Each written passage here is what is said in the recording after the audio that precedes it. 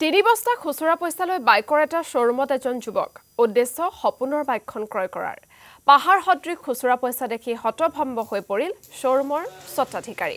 কিন্তু যুৱকজনৰ আশাত চেঁচা পানী নাঢালি শ্বৰুমৰ কৰ্মচাৰীৰ লগতে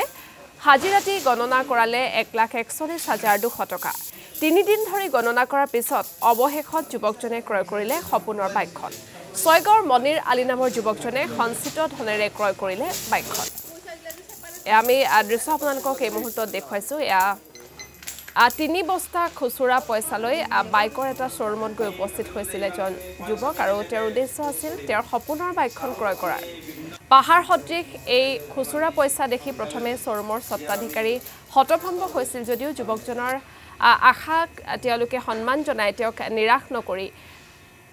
শ্বৰুমৰ কৰ্মচাৰীৰ লগতে হাজিৰা দি তেওঁলোকে গণনা কৰালে এই খুচুৰা পইচাখিনি সৰ্বমুঠ 1,41,200 টকা 3 দিন ধৰি তেওঁলোকে গণনা কৰিব লগা হয় আৰু অৱশেষত যুৱকজনে এই খুচুৰা পইচাৰে ক্ৰয় কৰিবলৈ সক্ষম হয় তেওঁৰ সপোনৰ বাইকখন ছয়গাঁৱৰ মনিৰ আলী নামৰ যুৱকজনে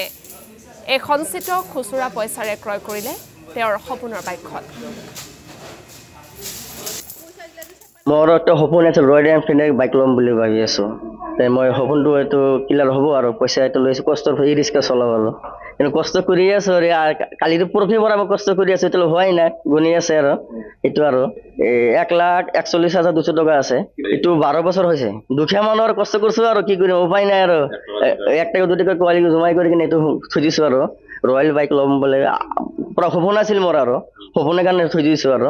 এতিয়া আজি পৰহি হল আইছো এতিয়া সপোনটো পূৰণ হ'ব আজি হ'ব লাগে আৰু গুণি আছে বহুত মানুহ কষ্ট কৰি আছে মোৰ কাৰণে হেল্প কৰি আছে চবে